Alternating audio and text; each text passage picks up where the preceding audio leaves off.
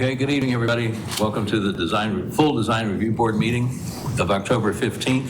For those that ask for an extension, it's tax day. Never mind. You didn't want to pay April 15th, you had to put it in today. So anyway, we do indeed have enough members here. I think we're still expecting one more to come in. I need a motion to approve this evening's agenda. There's a motion. Is there a second? Second. Motion and a second. All those in favor? Aye. Need a motion to approve last month's minutes. Is there a motion? So moved. Is there a second? Aye. Same two people, okay. All those in favor signify by saying aye. Aye. Are there any general members' comments tonight from anybody? Okay. We'll start. Let's start off with, get my agenda here. Castle Court. Mr. Sheeler is here. Come on up. Neil. This is this guy. Cool.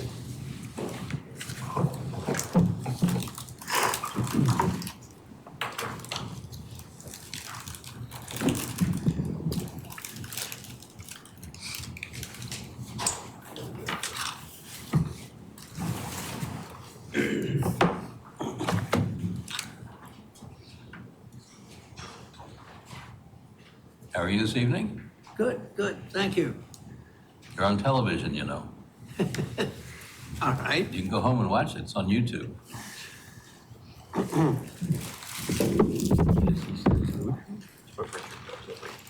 Okay, you're here in the matter of Belcastle Court. The floor is yours. I think you all have a copy of my letter of September 23rd requesting an appeal of the decision of the Design Review Board panel taken at its meeting on September 10th. The panel's addition of the requirement that all steel garage doors shall have a smooth finish creates a conflict within the standard. We offer new design information that was not available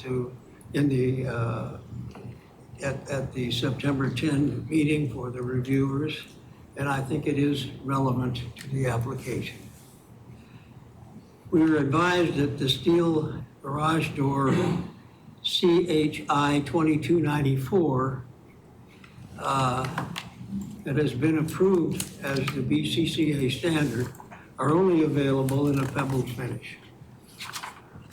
These doors were selected for the BCCA garage door replacement standard because the model CHI 2294 door has already been approved by the Design Review Board for use in Hemingwood Cluster, which adjoins Belcastle Court Cluster.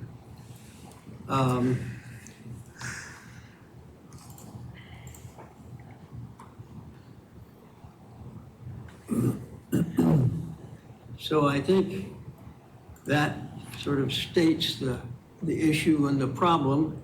I have some slides that show the garage door. This particular view is from the public sidewalk, from the public right-of-way. You're conscious of the color, and the color is predominant. Can I interrupt you just for a second? Pardon? We have to decide to grant the appeal first before we hear all the information you're about to give. All right. Okay? So just bear with us a second. Okay. I make a motion, we hear the appeal based on information that wasn't available at the original panel. Second. There's a motion and a second. Jason, Mike, and I can't vote on this, but all those in favor signify by saying aye. Aye. And we have 3 abstentions, Jason, Mike, and myself. Okay. It's a whole new ballgame now. Okay.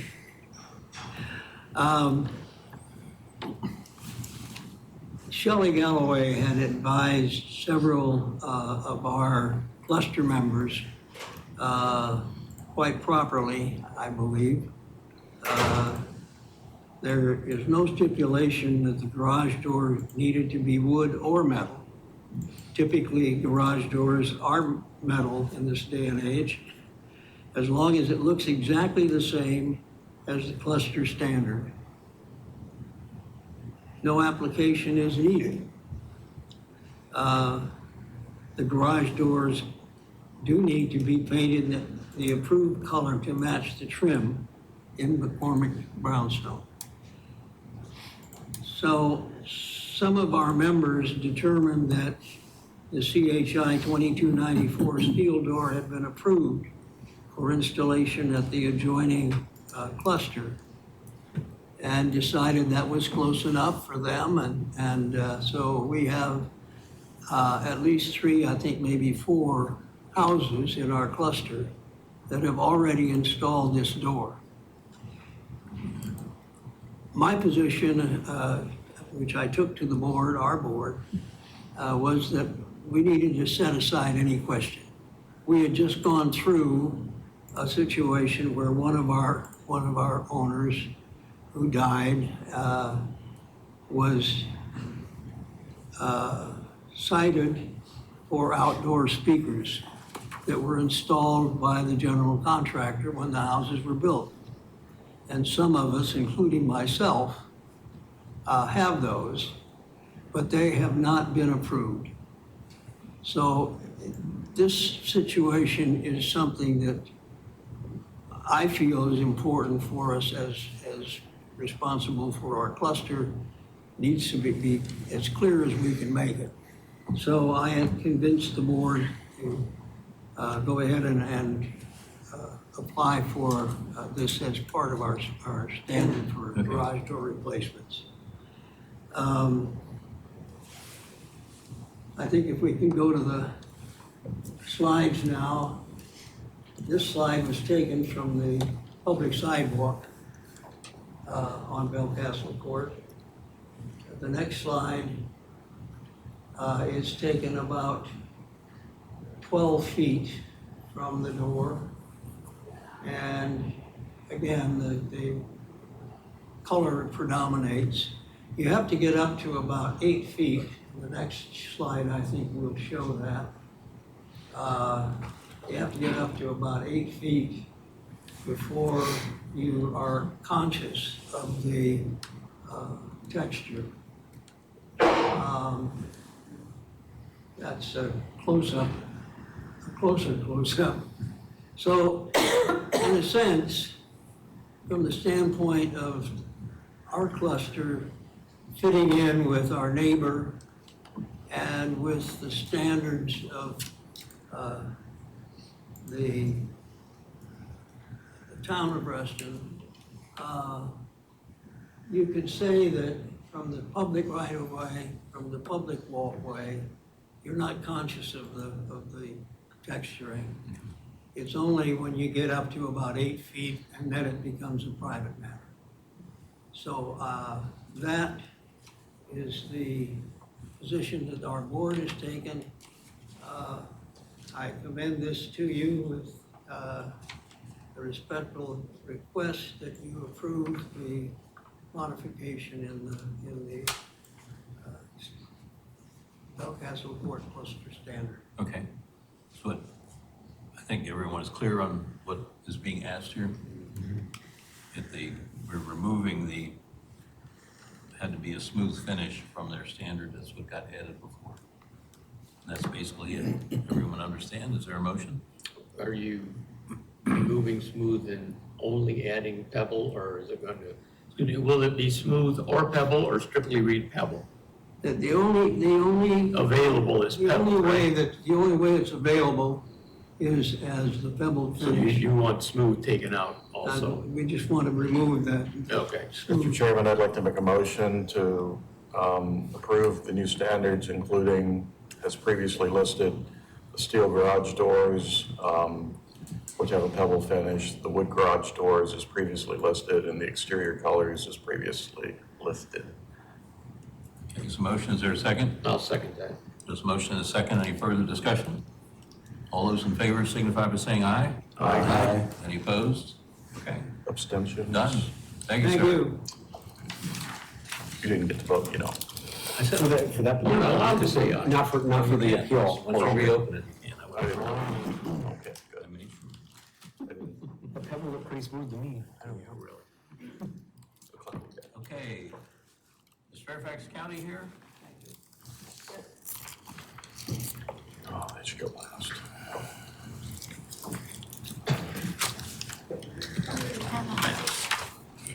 That's what happens when you punch it. Those go off for 40 years. Yes.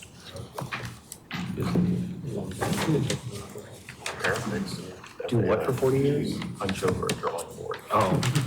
That's old school. That's old school. Yeah, I have a standing desk. I use it. Yeah. No, my eyes straight. Yep.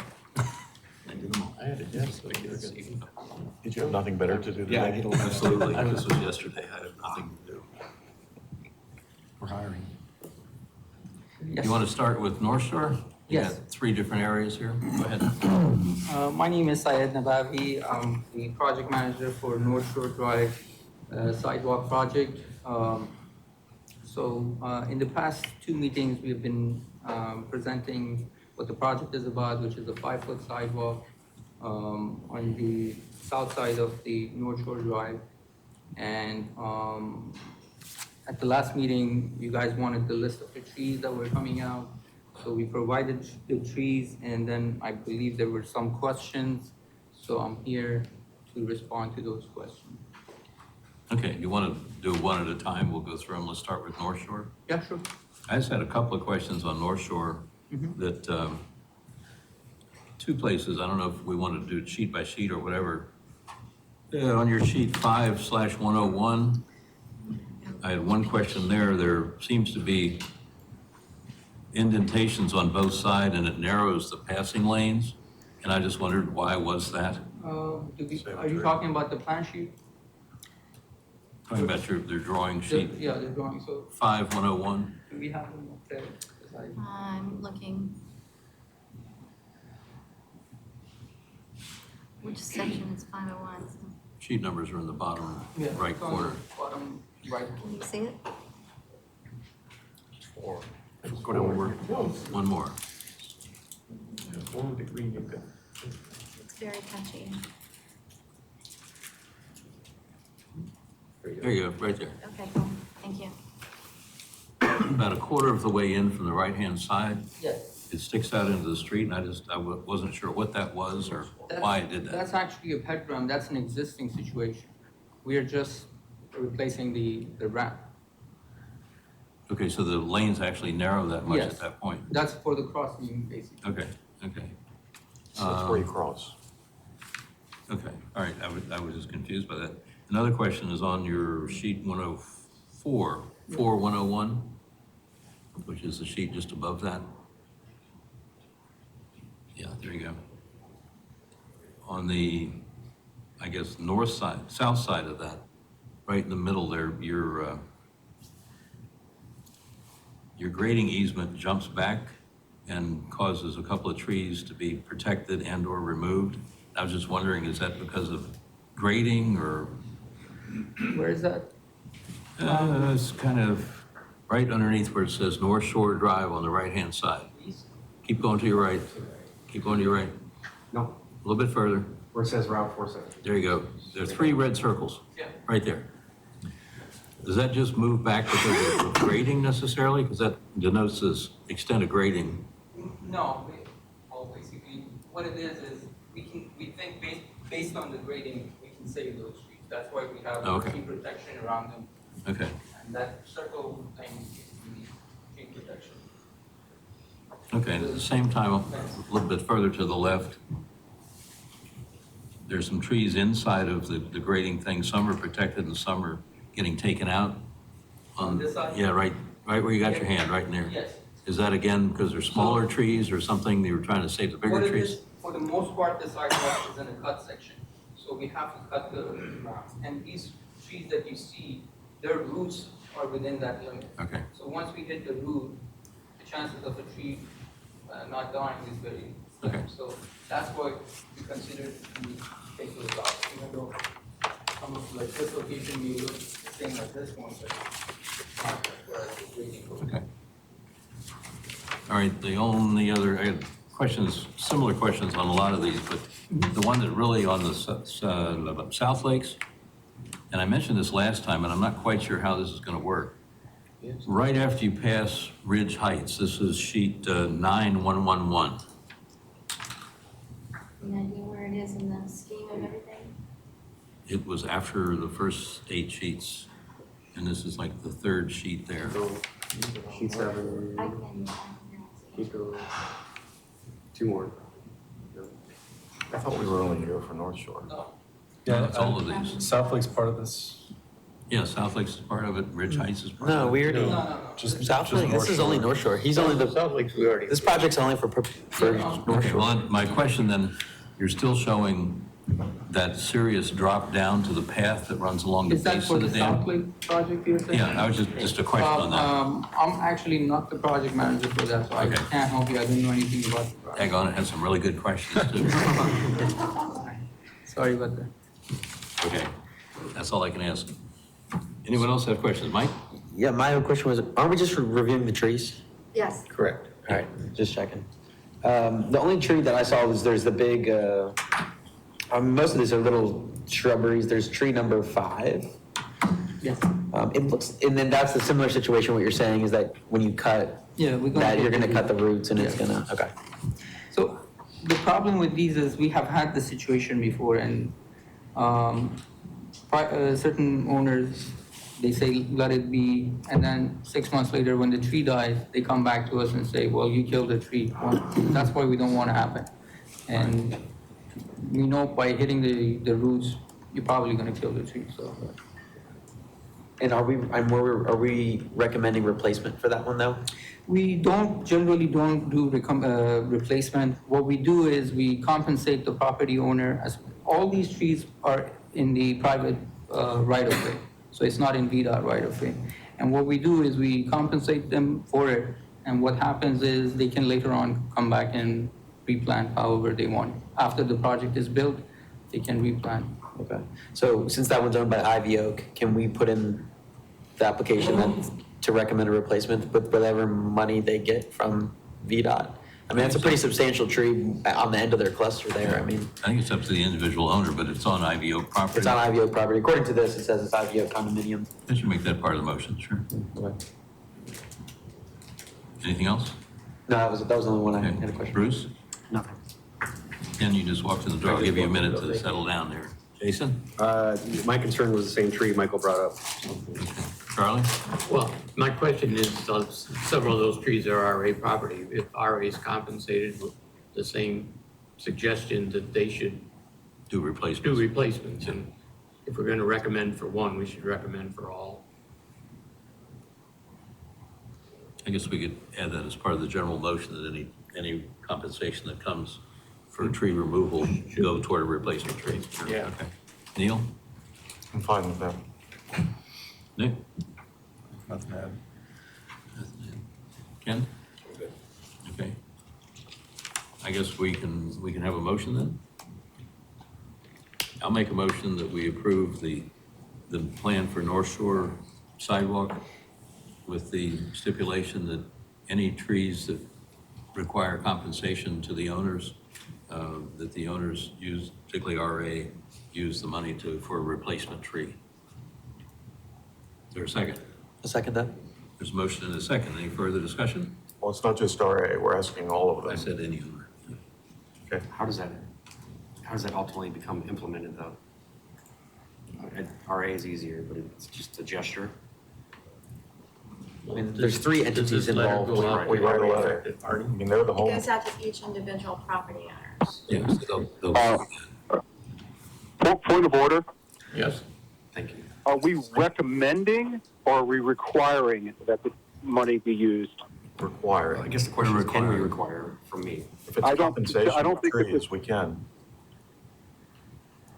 You're trying to buy Go with owners, RA or other owners, who are not before this board with compensation that they're going to receive from Fairfax County. So I'm not entirely sure that it's an enforceable motion.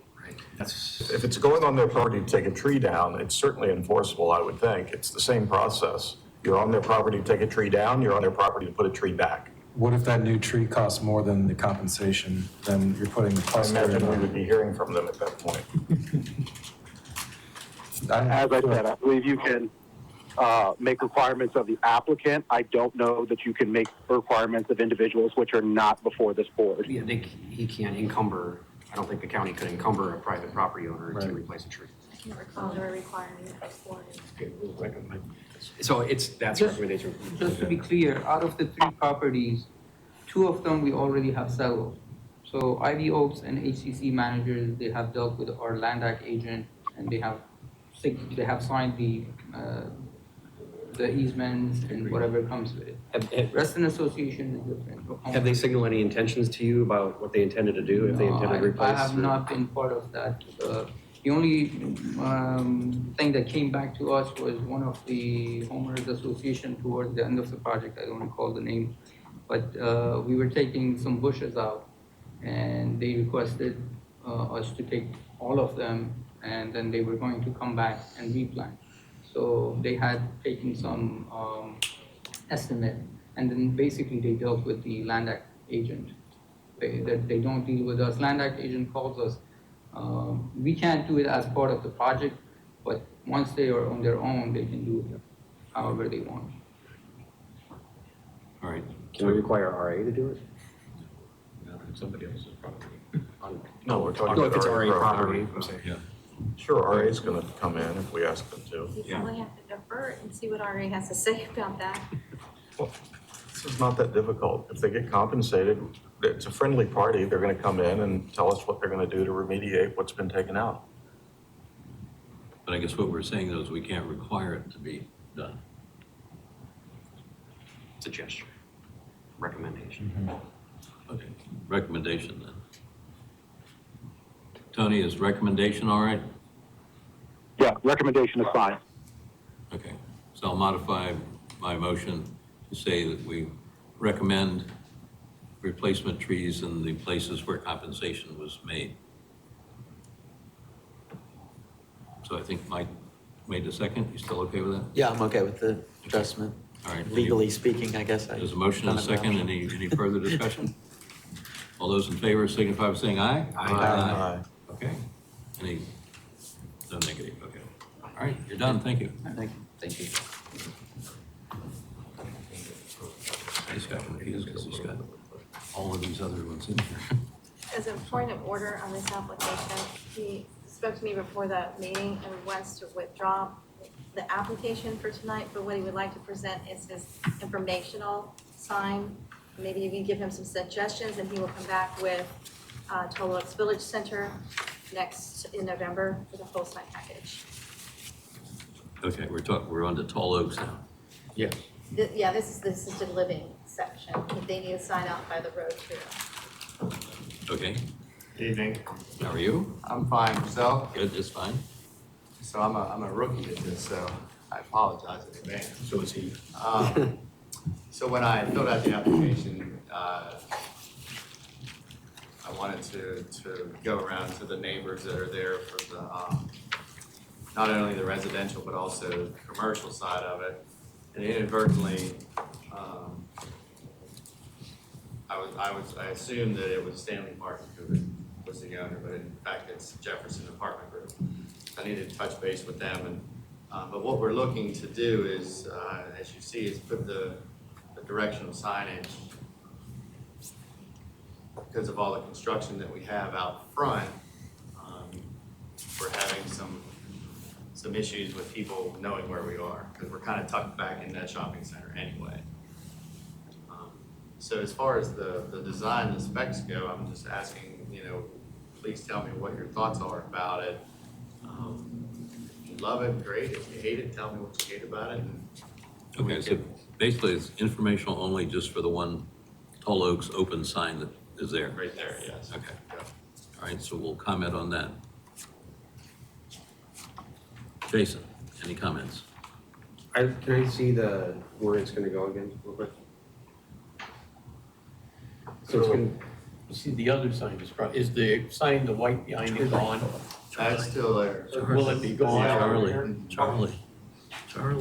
so the white one behind is gone? Oh, it's not, it's okay. We need to take that down. How about the other, how long will the other signs be there? Do you know? Any idea? You know, Stanley Martin and Van Meter, they're coming back in November too. okay. And you want this one there, how long? During the construction period, Okay, and when, how long will that be? I don't know. A Okay. year, probably? That's, yeah, probably. For Stanley Martin, I think it's probably, you're looking at 2.5, maybe. But for yours in particular? Or is that's the No, full time, that's the directional sign, so Yeah, that one's we're gonna not stay under there in construction. perpetuity? Yeah, we're not under construction. It's purely okay, so that's that right. people can find our location. Okay. Charlie? Will it be lit? Is there any need to, you have people coming in the evening hours? So is there thought of it being illuminated? I had put in some specs for lighting through Pinnacle. It would have to be a solar power just because it's about 400 yards from our actual property. I didn't think that you all would want me to run an extension cord that far. Those looked quite good because it appeared that they only ran for so many hours and they'd go off. So people wouldn't be bitching they were on. No, yeah, I mean typically by 10 p.m., the family members who come to visit, they've gone. There's no tours at 10 p.m. So there's really no need for, like, definitely for overnight. So you do want the option of being able to light it if you see fit. I guess so, yeah. I don't know how, I'm trying to figure out how I would get the power during the overnight if it's not solar. No, I looked at the solar. I thought that was quite nice. It's a good solution. That's all I had. Jason, you had another comment? Yeah, so it would just say open during construction while the construction's happening? Yes. So then you remove just the lower portion and keep the whole thing there? Yeah, my Terrific. understanding is once the Stanley Martin concept is, or the construction is completed, their monument sign has tolerance assisted living included. Okay, okay, thank you. That's Neil? I'm a little wondering how important this actually is. And I know you're going to say it's very important, but there's Paisanos there are other tenants there. Are they all going to now want their signs saying open during construction? I mean, don't the people that live here kind of know that you're open during construction? I'm just sort of wondering, is this a sign in search of a need? I can honestly say that since this project has started, that we've gotten phone calls, I can't find you, because even our directional signage that we had has been since removed. I've been to Tall Oaks for a little over 2 years, but my understanding is that there was always a relationship with the shopping center, where the Giant was, and parking was never an issue, and there was a directional sign that has the logo and then an arrow pointing to the right, and now that has since been removed because of all the demo going on. Just making my point that perhaps there needs to be some sort of general signage that there are things still open here. You're not the only thing that's still open here. We don't want 4 or 5 of these, one for each person showing up. You're the largest, but if this is an issue, it seems like maybe Jefferson needs to address it with a multi-purpose sign that has all of the people that are back here on it, not just Tall Oaks, and then again, potentially other folks. I don't know how many of those folks that is, just making sure that this There's 2 is. businesses right now. There's the Paisanos and then Fur Factory. That's my, maybe it's a stipulation of some sort in the motion that if additional signage is needed, that needs to be coordinated. We're not gonna be making a We're not motion on making- We're not, this. we're not there. Information. We're not there. So we could also refer you to Jefferson to make sure that all of the people who are here are being appropriately identified during construction. Okay. Nick? Yeah, kind of echo Neil's comment that maybe a shared sign would be more appropriate for everybody that's there, so we don't have more of these signs popping up or more requests for them, and that way everybody can benefit from it. So I encourage you to investigate that for whatever your revised application is. Would that impact the size of the sign? Because I know with the Tall Oak specifically, there's the certain dimensions. I don't know. I don't want it to be a huge sign. Right. Also don't want it to be so small that nobody can see any of the tenants on it. But I thank you, I appreciate that. I know Stanley Martin's coming back with the direction that you gave them at the last meeting to put just the two on one sign, Right. so. But those Same aren't thing. businesses are open, those are just things that are happening. So, yeah. I don't know if you might talk to the businesses and just say, is this a problem for you? I've asked, I had them sign, I guess what it was, the neighboring impact form. Sorry, I get them. And the Fur Factory and then Paisanos both were like, you know, whatever you need to do. All right, you understand, I think, what we're saying. I absolutely do. Ken? If you can include the others, that's fine, but, you know, any subtle improvement we're asking for, it's still gonna look like a bunch of signs there, so I understand and appreciate, my family is looking at assisted living facilities, and people have inquired where it is, and they've gotten lost, can't find it, because you are stuck back there. So I know that, we've tried to visit there, and we're actually trying to figure out how to get in there. So I understand what you're going through. You need something to help you, as well as those people that need to visit. So I'm open to anything to help this gentleman, and I think the sign that he's put together is fine. Okay. Bruce? No, understand the problem, courage, coordination, if that makes sense for the others. They may not be interested at all. Okay. Mike? No comment. Okay.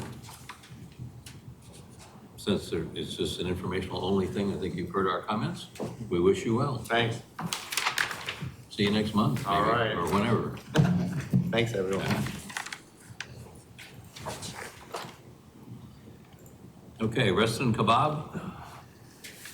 Good evening. Hello. Staff would have went into the design guidelines for signs. We should have said that. I'm sorry, say that again? That gentleman should have been pointed to our design guidelines as well. I mean, there's still guidelines. He was given the Okay. design guidelines. So just make sure. That's yeah. the second rendition. This first one was way different. And he's still not. Okay, the floor is yours, sir. How are you? I'm here for the signage. So Reston Kebab is, we own it, we opened it in 2002. We had it till 2015.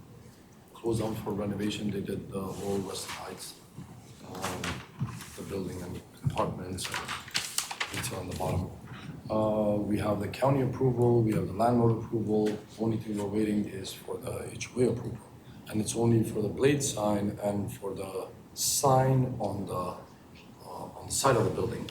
We have the biggest space in Reston Heights, in that exact space.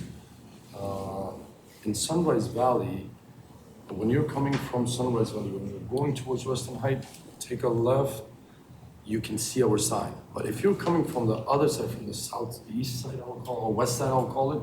If you're coming from there, if we don't have the side sign, the whole investment is waste. We're not visible. So just, when you were here before, I gather one sign was approved already, is that correct? The front sign was approved, yes. The one But that front faces, sign the one that is- faces Sunrise Valley? No. No, No. that faces the The one on the Reston side. Heights let's call it. apartments. On the driveway. Faces the south side. It's only Yeah. where you drive in. Yeah, okay. We're all saying the same thing. So you're here tonight to ask for a second sign. Second, that and the faces blade Sunrise sign, Valley. blade sign is, I have, See it on the left-hand side, right here. yes, that small, the reason is because they have that, I will call it bridge, or the apartments are at the top. If we don't have that sign and somebody comes from the, again, west side and wants to come and get back in, they can, until they don't come in front of the store, they don't even know what's on this side. So it's just for visibility. And they're all LED lights. It's the low voltage LED lights. It's not one of those ones that are bright. Okay. Well, so the sign on the west side of the building has been approved already. We're looking at the one on the south side of the building as a second sign. Okay, everyone understand what we're talking about here? The sign.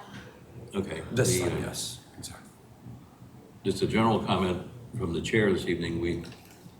the history of the site over there is long and varied. And when the gas station next to you originally faced away from the golf course, and all of its signs, you couldn't see them. And all the people who were on the other side of the golf course were very concerned about anything commercial being on that side of Sunrise Valley, because this is Reston after all. And we probably had a dozen meetings with them about where the Exxon signs would go, how bright the lights would be in the canopy, how tall the canopy would be, what signs were allowed on the building behind it. And there was a huge desire not to make Sunrise Valley into a commercial strip. And I think, from my point of view, this kind of falls into that same category.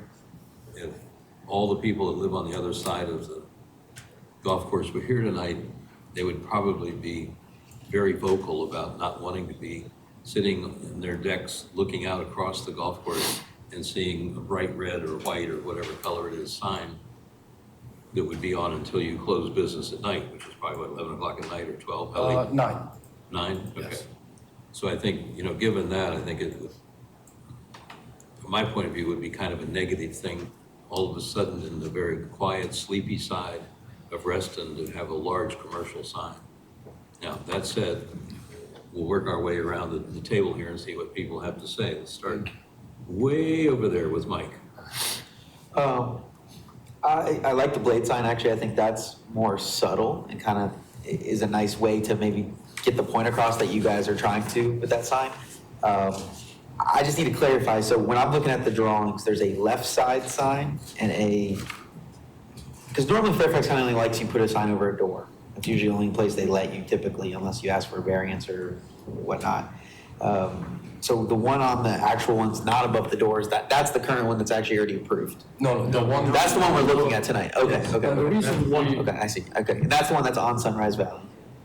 This is the one on Sunrise Valley. Yeah, and that's what we're looking. Okay. The county approved it, but it's just the HOA. And the reason why we put that is, if you just walk by it or drive by it, you will understand that if we are doing the business to That shows at least make something out of it. Yeah. No, I love Reston Kebab. Trust me, I was sad when you guys closed. Trust me, it's my favorite spot.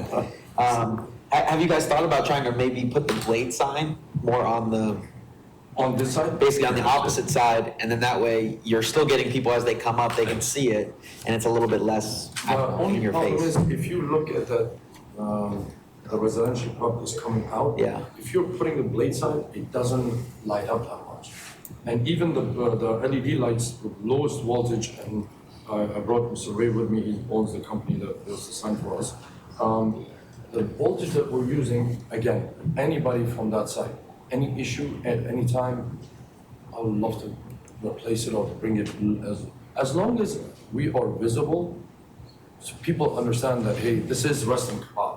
If you're coming from Sunrise Valley, nobody would see this, except if you're coming from the front, from this side, if you're coming, so from east side and west. From west side, anybody comes, they would never know unless they turn into the location. So that was the only reason we put the sign there. And there's no other sign in this whole site, because everybody else is on when you get into this whole area, you will see their sign. They're just one-sided. We're the only store that has two All right, sides. let us keep going around the table here if we can. Sorry, I just want one more thing. And so the only thing I would say is, I know your old location, you guys didn't have a sign on the back, and it still was a very popular spot. So that's the only thing I would kind of On that time, say. our location wasn't, we owned Grill Kebabs and also Reston Kebab. So this is all one chain. And on that particular time, as you can see, online wasn't that popular. People weren't going to see the sign to come for your name. Now it became like that. People have to know your name. Gotcha. Before, it was just that small strip 4 years ago here. There was nothing else except Reston Town Center. Yeah. Plaza America. Yeah, now there's a lot more competition. It's a lot Yeah. of other sides. I hear So you. just because we want to be in business, that's. Okay, moving right along, Bruce? It occurred to me, I didn't know the history, that one of the challenges is the lighted sign. consider not having a lighted sign. It will be effective a good portion of the. If the LED that we're using, it's not bright. It's not gonna be as, the back in the day neon lights that we used to use in signs, it's not like that. It's not gonna go across to the other side of the golf course. So I don't think it will bother them, and especially the light will be more covered from the top canopy that we have over there. So, Thanks. we can bring them as lowest voltage as we can put reloads. Okay, Ken? No question.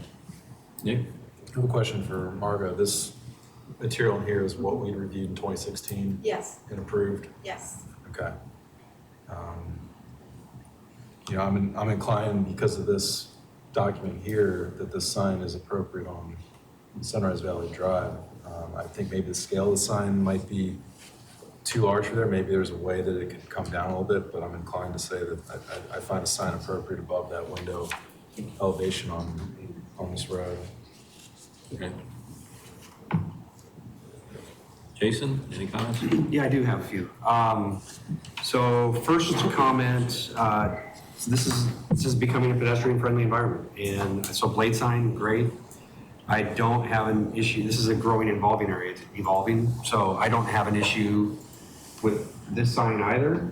To your point about the people across the golf course, isn't the golf course view enough? I mean, do they get to claim the rest of, as far as they can see? I don't buy into that. I think it's going to be pretty innocuous, particularly when it blends into the building, the size of the building scale. There's going to be lights there's street lights, parking, there's interior lights. I think it's going to blend in and start to create this vibrant environment, which is what that sign plan is indicative of, that Nick pointed out.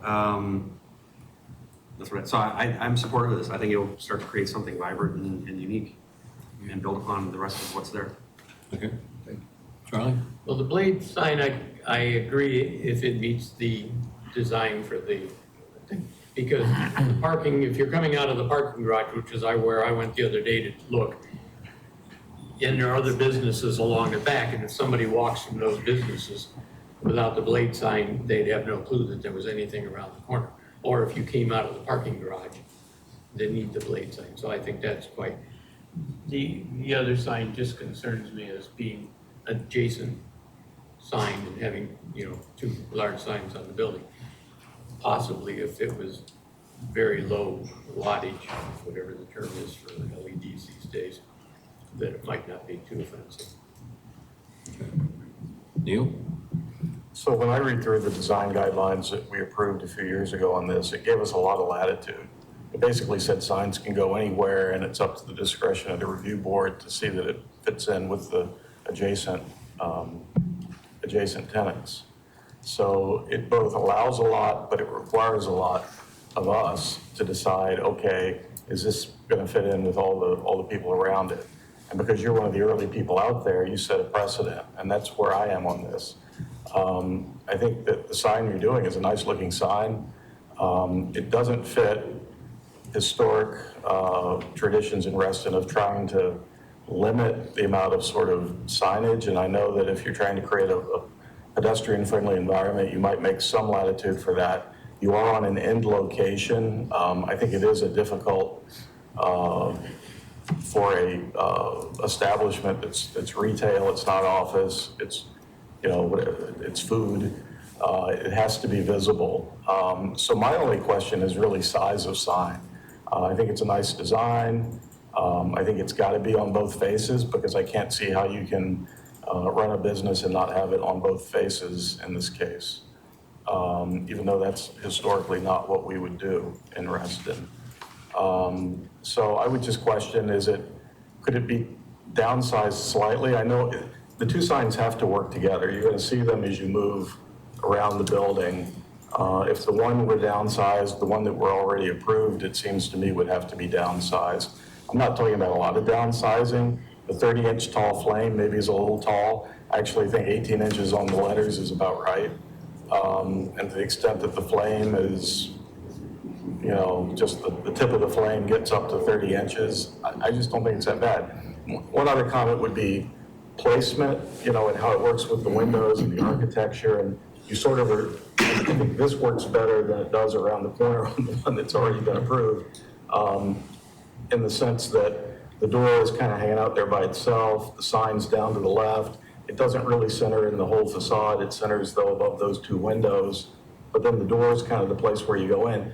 So in other words, as a design review board, when we approve signs on adjacent faces, what we generally would want would be a package of signage that gives you some variety. Something's a little more, you kind of have to pick and choose what's the front, and then do something just slightly toned down on the adjacent elevation. So I think it's difficult for us, because of those incredibly broad guidelines that were approved here, to sort of have a neat and orderly package of signage show up. But I think the sign looks great. And why I'm talking about it so much is because, again, it sets a precedent. There are going to be a lot of these questions coming, because there's very little restrictiveness on anything. I mean, it is a very broad signage package. If this is approved, I would suggest it be the tallest letters that are allowed on any of these retail. And my other point is that it's taller than the one that we already have approved. The Thai restaurant, what's it called? If you go there, the letters aren't quite this big, but it's a different kind of sign too. So it's, again, kind of this board has, I think, difficulty dealing with wide open guidelines like this, or maybe it's just me personally. I don't think it's quite as good as it could have been, but given that we have so few guidelines for this, I think I think I'll have to vote for it. And I just, And again, I'll work around it to make it, both of them equally. I'll make it smaller if that works. I mean, again, you look at 18 inches, I mean, that's not a huge sign. You know, you space the letters out, feels like about right. I can't see it being tinier than this. So the 30 inches is too tall, or you think that's about right? That's the only part of it that you could, it's the only part of it that you could scale down a little bit if you wanted to keep it more in keeping with the letters. If we think we're going to open the door to other 30-inch tall logos, then I would probably say we should scale the logo down closer to maybe 20 inches. Yeah, I mean, the scale doesn't seem right on that. If you kind of look at the 18-inch versus the 30, it almost Right. seems like the flame is really only like 20, maybe 24, 25, but it's a little tough because it kind of reaches down a little bit and then it, You gotta remember, the flame is not straight up, it's tip of the flame goes a little bit higher. yeah. You know, it's not the whole thing. It's not the whole thing, it's just the tip. I still like the 24 inches max on the flame. I think that's the one concession that would make some sense. I have a couple of comments myself. I think that, If we've already approved it around the corner though, well, we're only talking about this one sign.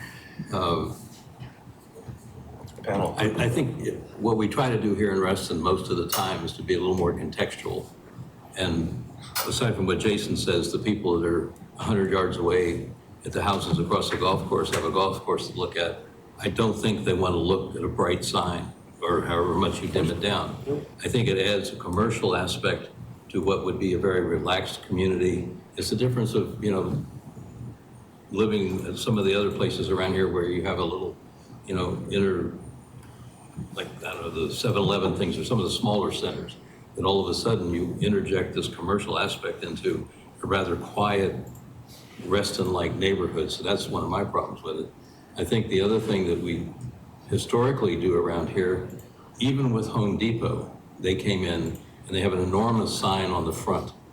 They wanted to put another enormous sign on the side that faces Reston Parkway or Avenue or whatever it is over there, Parkway. We wouldn't let them do it.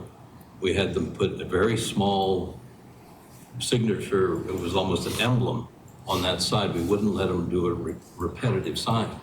And I think this is exactly the same situation. So I'm going to disagree with all of my fellow members up here because I think this is wrong. I think it's the wrong kind of sign to go there. It's not what we do. And if I lived across the street or across the golf course, I would be appalled that this sign was going to go up as something I would see every night when I sat on my deck looking out across the golf course. But that's just my feeling. Now, that said, and I also agree, I think the guidelines for signs that we approved a couple of years ago, as Neil pointed out, were so broad, it left it up to us not to say, well, it says in the guidelines that it's okay to do this. No, what it left up to us was to make a decision if we thought it was appropriate or not. And in this case, I don't think it's appropriate. And no matter what the guidelines say, they are guidelines, and we are the voice that can say, yes, it works, or no, it doesn't. And in my mind, no, it doesn't. So I'm not going to support this sign. I think that's all. I'm just gonna say one thing. I have personal experience, and Mr. Ray is sitting here. He gave me an option of this flame being constant, like a flame, it's flaming with a digital sign. I told him I don't want to disturb anybody. The reason is not that I live in this area, I live in Albany, but my mom, my dad, and my grandmother, and my grandfather live with me, so I take care of them. And he hates it. He doesn't like it. So I always tell any location that I have, you can go to any one of our locations, any of the signs bothers you, and even if it shines bright, I have one in, you can go to Dulles, you can, any mall, we're opening 8 more locations this year, and all of them has one regular sign, lightest, and we have next to Chipotle sign, if you pay attention, it's only white, and it's in a brown box, bracket. Ours is lighter than that. And the reason I was thinking of keeping it lowest voltage is because of, I don't want people to. To me, it's pass not the by question or of how walk. bright it is or anything. It's purely the history of how we deal with signs in Reston. And I think this is so contrary to every other sign we've approved that I can't vote for it. And if all the other members of this board feel it's just fine, I'll disagree with them because I don't think it's appropriate. Okay, and I understand you've got a difficult location. I'm not sure what I would recommend the signage to be, but that's not our problem, okay? So that's how I feel about this. So let's at least get a motion out there so we can all. Can I just want to mention something real quick? Sure. And when you look at this development, I mean, I'm pulled up to just the Google Street View now because I thought I was right. If you're looking at it, Rest Kebab is here on your right, and on the left, there's more commercial spaces that are going to have signs that are looking right at that same golf course and everything. So I don't think it's I think personally the sign is a little too big. I think it could be, scaled back a little bit, but it's tough because you already have the one approval. I don't want to have 2 different size signs, so it's kind of a catch-22, but that's just my only other comment on that. It could scale down along Sunrise Valley and not be exactly the same if all of the signs along Sunrise Valley are similar size, and then it gets bigger as you go around the corner into the development, where it's not facing out on the street in quite the same way. This will set the tone for the rest of it. So. Yeah, I mean, when you come up Sunrise Valley, though, you're going to see both at the same time. I mean, because this is on the corner. Reston Kebab's not a very long sign in terms of the amount of verbiage. And 22 feet. It somehow gets to 22 feet. 18 feet. The drawing I have here says 20. It's 220 inches. 220 inches is what it says. 22. Yeah, that's a good point. 220 inches. Anyway, some people like the sign and some people don't. I can't support it. So is there a motion? I would like to ask if it's possible for this sign on the Sunrise side to be either not illuminated or illuminated at such a low that it's strictly glows but does not transmit light. You know what I'm trying to say. It's backlighted. I think the standard language is sufficient. I mean, if it's, you said it's not your intent to make it super bright. But I don't see, there's gonna be signage along Sunrise Valley. Yeah, all the way. Yeah. I mean, we do have in our guidelines of once it gets installed, it's too bright, we can ask them to scale it back. I mean, it's clear as day in the guideline that it says that. And I think their intent is for it not to be too bright. Right, yeah. So I'd like to make a motion that we approve signage facing Sunrise Valley Drive as presented with the following understanding and stipulations. A, that signs are being permitted on 2 adjacent faces due to the unique nature of this particular tenant. B, that the signage will be no brighter than necessary to convey location. C, that letters be no taller than 18 inches maximum, not including serifs or extensions.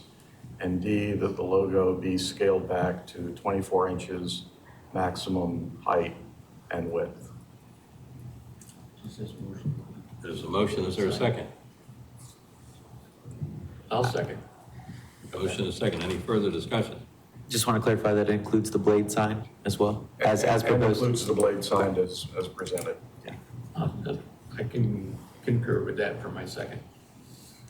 The only comment I have on that is the one stipulation said because of this specific location, we're allowing it. We wouldn't let Home Depot do that. It's not Home Depot though. My turn. It's my motion.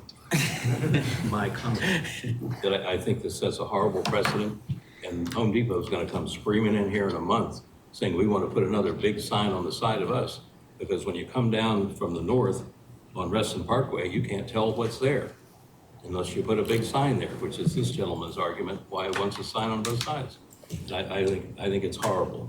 Well, That said, the reason the motion was made the way it was is because this is not a big box building. It's a first floor streetscape with 4 or 5 floors of apartments on top of it that provide a context and a scale that's very different from Home Depot. you can justify it however you want. So I'm just saying how I see this is somewhat different than Home Depot. It is a pedestrian environment. There's sidewalk out here, there's street lights out here. None of that exists at Home Depot. It's entirely Well, the building different. right next to this is all residential with little front stoops that come out, so it's So I would all a mix. I would just say that, as some of us may be thinking, that the guidelines that were approved 2 years ago that showed all of these areas as appropriate for signage should have been discussed more back then, but it wasn't. Okay, any further discussion?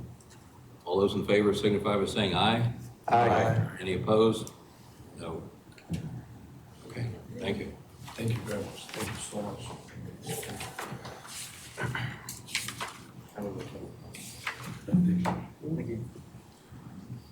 Piecemeal approval. Springs at Reston. Just for clarification, so you got the vote? What was your vote? No. You were no too? There were 3. Oh, 3 no's, okay. Motion still carries. 4 to 3. No, it was a close cap. No, 5 to 3. There's 8 of us. 5 to 3. All right, finally some architecture. Enough signs. See how many signs I would have put. Richard. Next. Don't be passive aggressive now. Really. The floor is yours. Hello. And We're so not is here the today screen. because of a signage, so I wanted to say that. My name is Rosanna Torres, I'm an architect with GTM Architects. Kimberly Lee with GTM Architects. Hannah Aronson with Bradley Site Design. And Bonnie Polisi with Larder. Can you pull the mics just closer to you so? To the mic, okay. So we are here today because we wanted to have a design approval for a clubhouse at the Reston, at Springs of Reston. And we were here in August the 20th and had achieved or have received from you an approval for the complex at Springs at Reston, where we wanted to do like different colors and different neighborhoods and update everything. So now what we want to do is we would like to add more for the tenants, more recreational areas, and create a clubhouse. A clubhouse that has some, a pool and ping pong tables and some areas where, tenants can just enjoy their life. And I want to start here with, how Rosanna, if I could just quickly interrupt you. Yes, We're here absolutely. seeking conceptual approval. And our reason for that is we want to get entitled. We don't currently have, this is not a by right project, so we want to go to Fairfax County. We want to start here and get your support so we could go to Fairfax and get entitled for the project. Yeah. Okay.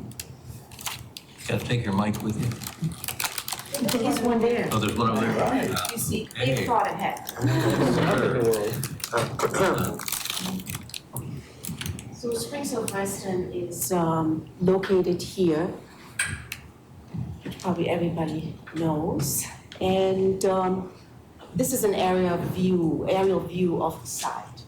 Right now, the main entrance is here and the leasing office is here. We want to relocate that to have the main entrance in this area. And we would like to add a clubhouse in that yellow square.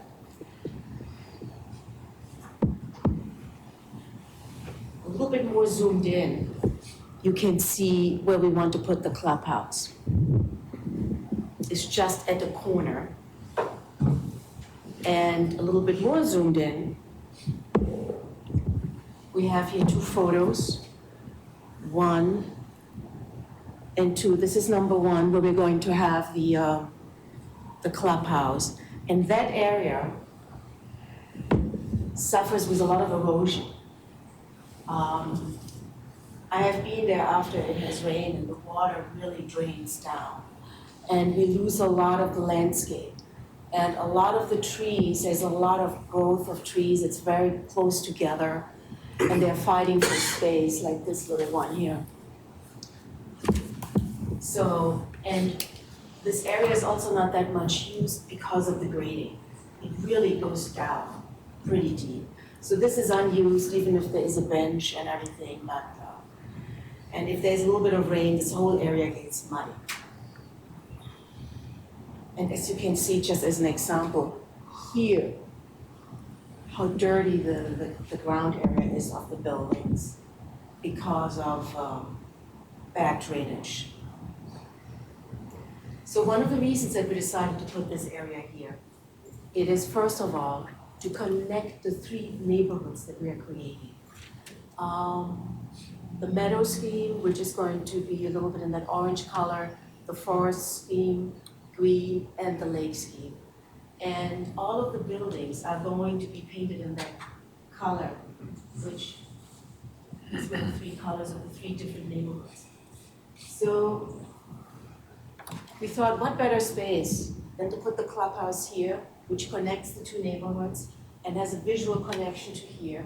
And then when you're driving in, you can see you have a small focal point back there. I mean, in that area. Just a quick reminder, this is how right now the buildings look, and this is what we are suggesting. And again, I just want to talk a little bit about the materials. It is ephes, and this is going to be some kind of cementitious board that we have. And everything else is going to be ephes and fiberglass shingles. And I'm mentioning this because some of these elements we're picking up again in the clubhouse. And this is just the rear of the building. Driving in through the main entrance, this is going to be, will be the location of the clubhouse. And we did a small perspective of it. We didn't draw all the trees in because otherwise it covers up the whole clubhouse. But that's the position of the clubhouse in the center of this community. Here we're seeing both of them next to each other.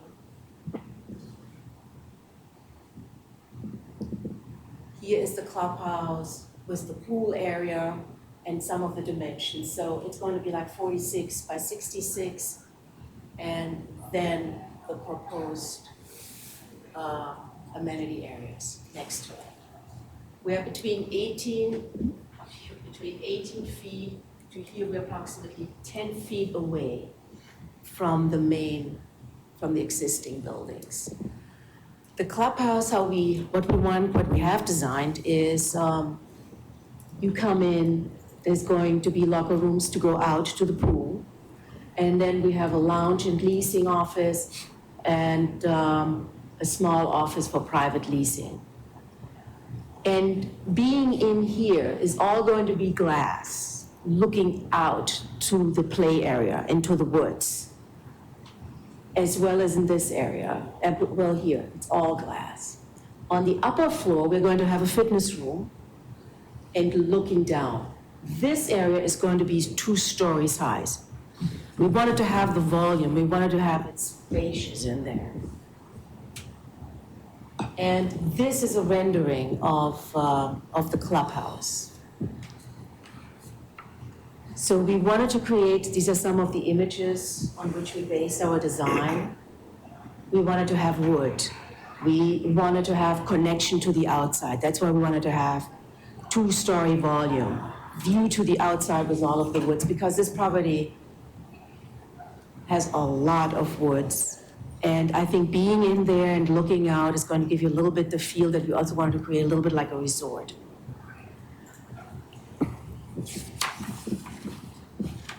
And we also want this in a central spot so that this becomes like a place where tenants can meet, communicate, play, and just increase their quality of life, we hope. This is a section of the clubhouse, and we drew this so that you can see also the relation to the existing buildings that we have. This is a side elevation, is this one, and I just want to talk a little bit about the materials. The materials are EFS, the same ones as we have in the existing buildings. We are using the same brick as we're using as a base on the existing buildings, and so to connect. We don't want to make this building feel like we just built it yesterday. We want it to feel like it has been part of the community for some time.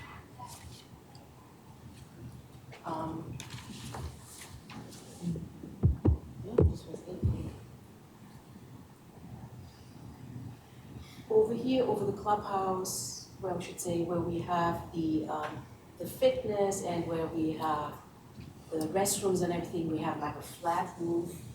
And then towards the 2-story building, we have a sloped roof going up.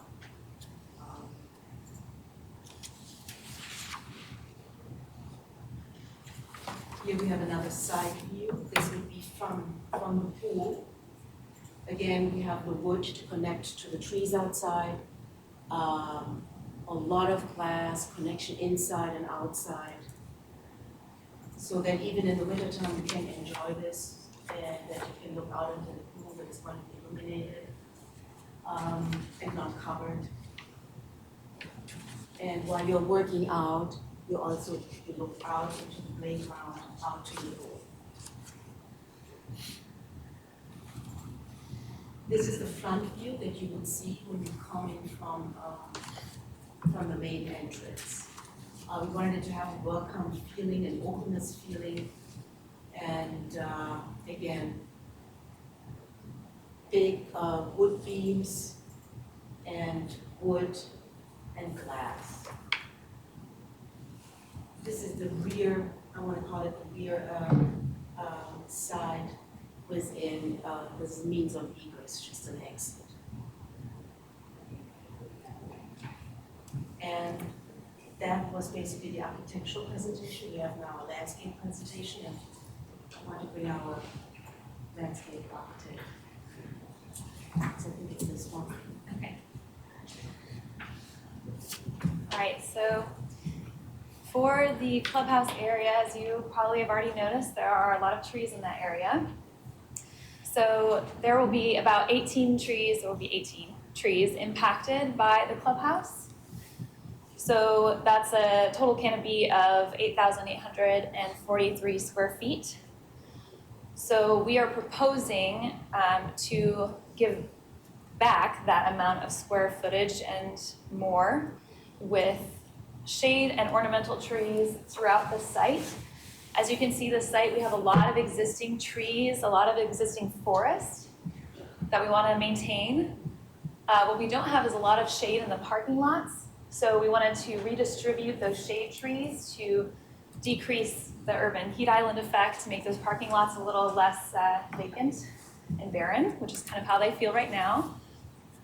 So we're looking at a 10-year canopy coverage of 8,900 square feet, and that's based on the Fairfax County Public Facility Manual requiring that you replace it in square footage over the course of 10 years. So the trees that we will be replacing the existing ones with are all native and adaptive species. So we have oak and elm, very resistant to disease, all hardy native species that are going to do well in this environment. The only non-native that we have is your cherry tree, which you see in Reston all the time. So you're the same that you have at the tidal basin. But everything else is going to be as hardy as possible. And we also distributed the ornamentals throughout the site, so that way as in the spring you have continuity throughout the whole site when it comes to the flowering trees. Hannah, if I may also add, the ornamental trees, we mainly added them at the entrances of the buildings, just to create a nicer entrance also for the tenants and to call more attention to the entrance. A little bit as a pathfinder too. Yeah. Okay, so getting more into the clubhouse concept and the outdoor amenity space. So this is the entryway to the clubhouse. So this is the west side of the building. You can see that we have a big slope that goes down here. And we have a stormwater catch basin at the bottom there. And so what we want to do is we want to create a very lush planting and lush environment so people can walk in and feel like they're walking in through a garden to the entryway. So we proposed a couple of boardwalks as part of that entry experience. Another reason we did that was that way we can capture water from up here and allow it to flow underneath those entry points and into that catch basin. And it provides an interactive experience, a little innovative stormwater experience. So here you can see the entry plaza with the decking, the boardwalks there. These are going to be ADA accessible. The whole site slopes down this direction, and this also slopes down here. So up here is really the only area we could have an ADA accessible parking space that was right next to the clubhouse. So that's part of why we have two here. We have the boardwalk here, and we have the steps that come up to the doorway here. So going into the building, you come out and you're greeted by a water feature that is doubled as your spa.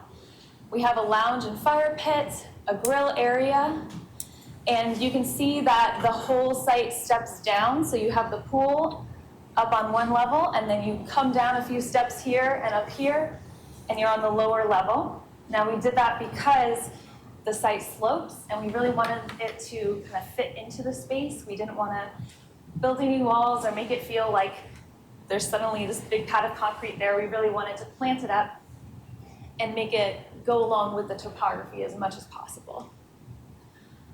So this here, we also have a path to the playground. If you're not familiar with the site, there's a playground over on the other side. This is another example of how we're trying to connect the site together with neighborhoods.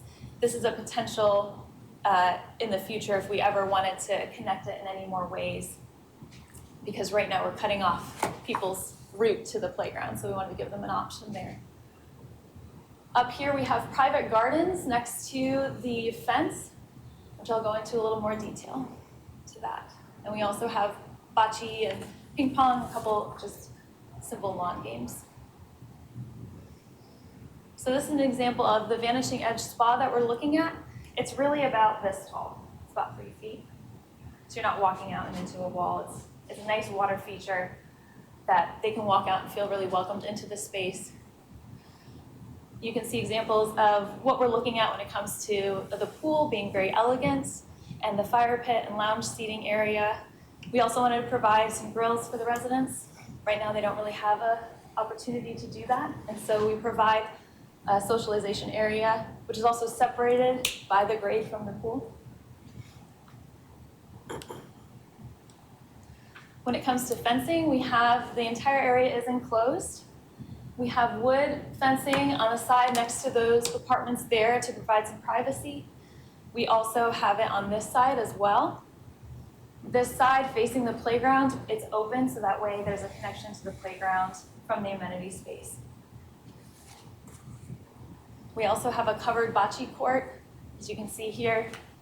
Just kind of comes over and it provides a little more privacy for the residents who live in the upper floors of that building. And lastly, going into a little more detail about the pool, you can see in the section we have the boardwalk here. We have the spa here with the water feature and the pool that goes up. We also included a small water feature on this part of the pool as well to make it a little more interactive and encourage some water play, as well as a sun shelf there, which is right here. And you can put your chairs in it, and it's a great toddler pool, etc. So that is what we have. That's it. That's it. Thank you. Where's the bar? You know, where we say bathrooms, there isn't really bathrooms. Speakeasy style. Done? We're done. Okay. And just a couple of quick questions, and we'll open it up here. Is there any plans at any point to cover the pool for year-round use? No, not to cover the pool.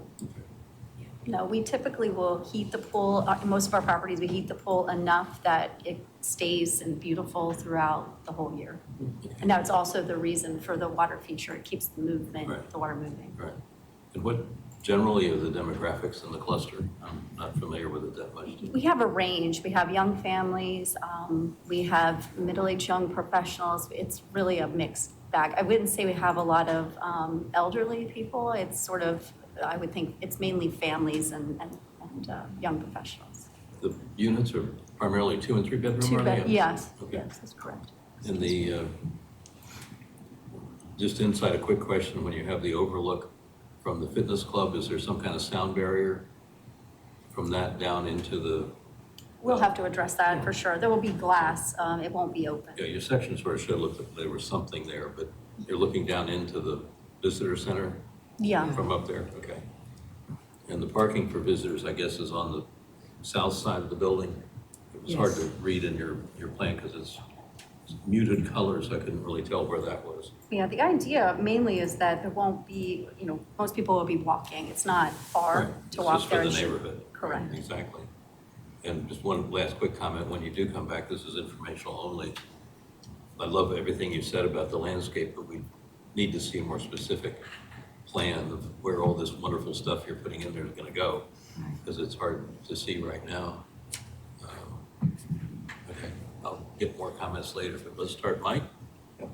Great presentation as always. I always love seeing the detail. Quick question on the flat roof. Is it going to be a true flat roof? Do you plan on putting mechanical and stuff up there? Or do you think it's just going to be a flat, it's a low slope metal roof basically is the plan? Okay. That's correct. Okay, I just didn't know if you guys were going to throw mechanical equipment up there and then all those poor residents in that area are going to have to look at it. And I was like, oh. No, we don't. But otherwise, I like the play that you have with the glass and with the wildlife kind of bioretention area. I think that'll all kind of reflect up off of that. This is really, at this point, really conceptual. Right. And we haven't even engaged a mechanical engineer, but nothing goes on that roof. Right.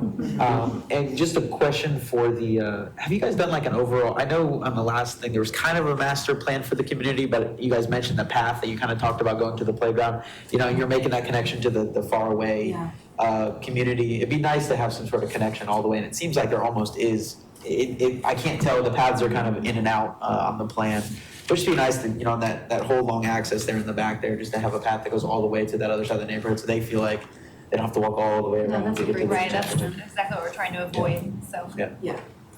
Yeah, so you have that line there, but when I look at the plan, I don't see a path, but I think it sounds like that it's in the kind of works of the master plan. So those are my only questions. Okay. Bruce? I had a question about the kind of the tight fit on to the neighboring building. And I didn't know what could be done about it, but that seemed like it was just squeezed in there. It is going to be tight, but it's actually like the minimum, the worst case is I think 10 feet and 2 inches, something like that. And we are providing them with a nice fence, nice wooden fence, and I think they lose, I think that they're going to have more of a patio feel. And I think that, and more privacy, because right now it's all open and a lot of the tenants really don't, when we walk through there and survey it, they use it sometimes just as a, like a little storage area, you know, the bicycle and this and that, because I wouldn't want to sit out there. You know, of a little concrete pad, Yeah. whatever that is, 5 feet by 12. It's not comfortable, and we hope that having that patio feel will make them more comfortable to use that area. More of a courtyard. Our residential marketing team feels that those units are going to be, not for everyone, but that there will be people that will prefer to be right on the pool with those little private courtyards. Courtyards. So No, I think it's an excellent presentation. I'm hoping that the design cues for the clubhouse do truly meet up and match as closely as you can with the design cues of the community that you're updating. I sense they are. I'm hoping that's the case because this comes across as a very modern architecture in a cluster that obviously wasn't that way in the beginning. Right. So, but I trust, given the nature of the presentation, the amount of attention you're giving to it, that it'll happen. So no other questions. I just want to say one thing, that is that I think us as architects here that, and I have to say that our client is also an architect, so I think that it is a real pleasure to have somebody on the other side that doesn't VE everything. I mean, she's careful with the money, you know. But yeah. Hey, where's the other guy? That's why He I'm was the here, one yeah. who priced He's the all money that guy. stuff out. Has he priced this out yet? He's the one that builds it. Right, so, yeah. He probably does have some pricing already. Yeah, right. I just want to thank you guys for the wonderful storytelling. It makes it really easy to understand the design. My only, I love the design, but my only comment was something that might come up when you submit to Fairfax County is emergency vehicle access to the pool. And that could impact your beautiful design with the access that they need to it, so. Yeah, we actually already have covered that. Okay. So they need a gateway. So they need 50 feet to the edge of the pool, right? We have fence here, and you can navigate a truck through this area. Okay. And get to the pool. So. and Interesting. I told the guy that. Okay. She called the guy. That was my only concern, so that's good news to hear. Hold the guy. Very thorough. Jason? A few comments, a couple questions. First of all, the bioretention boardwalk idea, great solution, I love it. I think it's gonna be nice. I was wondering how you would work with the grade that's there, so good job. Tree replacement, you said, okay, never mind, you went through that. Check it off. The color, is that gonna be the meadow, or have you figured out a color? Or is it gonna kind of be its own thing, or We haven't figured out. TBD? Yeah, we haven't Okay. figured out colors yet. As far as site plan, are you gonna have any trash receptacles, larger ones around this? And where are those on the site plan? There will be trash receptacles without a doubt, because we're particular Okay. about that. Large ones, I wouldn't say there would be large ones. I think we would do nice site furnishing kind of mixed in and around. Oh, It would be so it part of wouldn't be the FF&E kind that the garbage package. truck backs up to and? Not the big around this no building. dumpsters? Not around this building, no. Okay, good, No, thank you. No. And only other question, and it's not related to this building, but when you do the apartments, are you having to reclad those with the EFS, or is it, okay? That's all. Charlie? No, I think it'll be a great asset. My only concern, I hope the landscaping addresses the tremendous amount of water that's gonna come down through where this walkway to the playground is, and how you're gonna gather and not let that create an erosion. That's the only issue, and I'd like to see, I assume that'll be addressed. It will be. Detailed We landscaping. haven't started to engage civil engineering, and that'll sort of be the next step. Once we get through conceptual, we'll engage civil for a full package presentation, and we have to address that. We have all the drainage issues, so we grading and the patio and the playgrounds, all those have to get resolved. I think it'll be a great asset. Neil? Is there a north arrow there? I was wondering about the orientation, if something so That basic. is, it's north is up. yeah. So, It's kind of parallel with Reston Park. just in terms of getting sun. So my great presentation, always a pleasure to have you come in and present your thoughtful work. My only question is not really a design review question probably, so Tony can tell me to be quiet. I wish it was a Reston Association amenity and not a private one. We have Reston pools, and I want our pools to be vital and strong and well-attended, and we have trouble with that. So I just wonder, about doing private pools. I think it's great. I just wish it was Reston and not private. You want to send them a proposal? Yeah. Yeah. We can give you our business She card. does great work. And so it is a question for the board, I suppose, about, does this draw people who would otherwise use our Reston pools? These people here they don't pay dues as renters. How is it? They're renter, this is rental or condo? It's rental, and we as members of the association, we have to pay, so we do pay. So, when it gets right down to it, sometimes it feels like Reston is lakes, pools, and trails and tennis courts, and, you're paying for it. And it's part of what binds us as a community, really, too. And so these people aren't gonna care about Reston pools that much. But they'll pay for it. But even though they're helping pay for it. Yeah, we as the owners Closest pay pool for is it, quite the a ways away renters from the themselves site. don't. Yeah. So in other words, over time, if we redeveloped all of our communities to be these nice private enclaves, that really would not be Reston. Right. Right. I just want to change the That subject. wasn't your job. but- So I just want to change the subject for 1 second. Hannah here has today her wedding anniversary,